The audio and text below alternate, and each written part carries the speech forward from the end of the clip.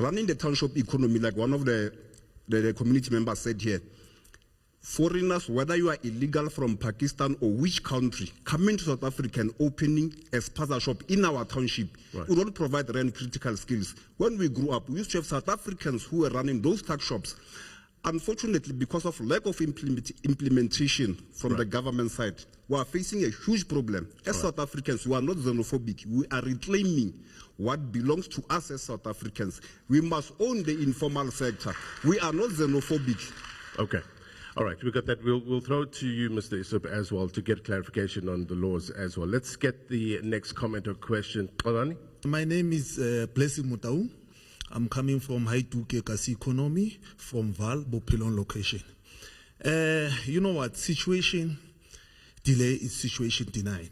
I'm so happy Action SA is here. When we are doing in the local in the elections, you said Mabahambe, but now you have been seated. When was the last time your president speak about Mabahambe? This is not all about the hatred. What I want to say is, like, if any country, you have problems in your country, you are fighting, you are going to your neighboring country. Look at these guys coming from Ethiopia, coming from Bangladesh, and look at where is South Africa.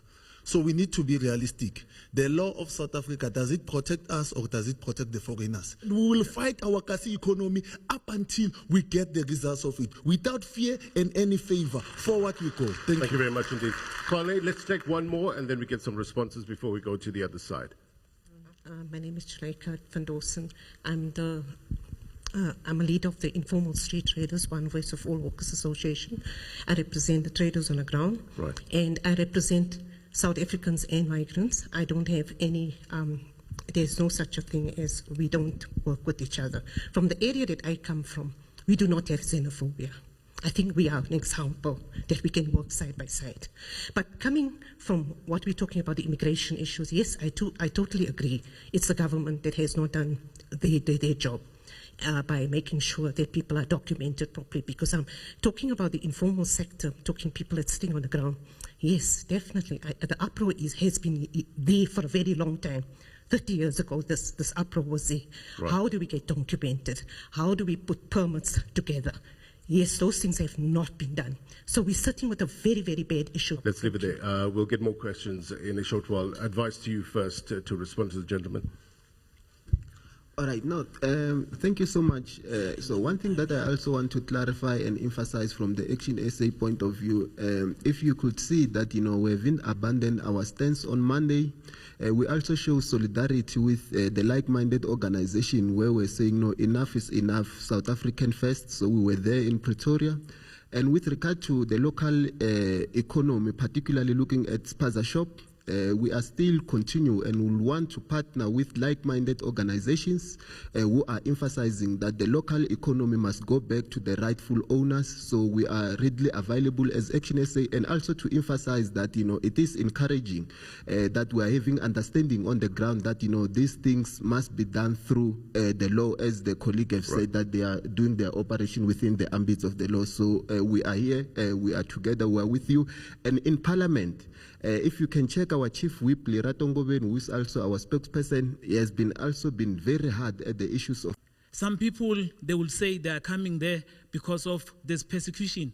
But then, if there is persecution, there is no war in Zimbabwe. Why would Zimbabweans, all of them, flock into South Africa illegally? Because of now they are the ones that are employed as gardeners, they are employed as security officers, they are employed even in municipality offices now as managers, and then those are not scarce skills. So this is an abuse, because if you can say, then fine, we are trying to help other Africans, then we should be following the laws of this country, because if you go to these countries, they apply their laws. They don't hesitate. So why is South African conducting itself in the manner that is conducting itself, especially the government officials? What they are doing is wrong. All right, thank you very much. Can the ruling party and our ruling party back home in Zim, can they fix the situation in Zim? Because we're facing this everything that everyone is complaining about is because of the two governments, of the African governments that are not sorting out the issues of other African countries. Africa is rich. Africa, we've got everything, but just because of those high-profile people in the government, they're benefiting a lot from our countries, and us poor people, we are the ones suffering, fighting each other, instead of them fixing the situation. Once the situation in Zim is fixed, I promise you, brothers and sisters, we'll go back home peacefully. Thank you. Thank you. Africa is rich. Africa, we've got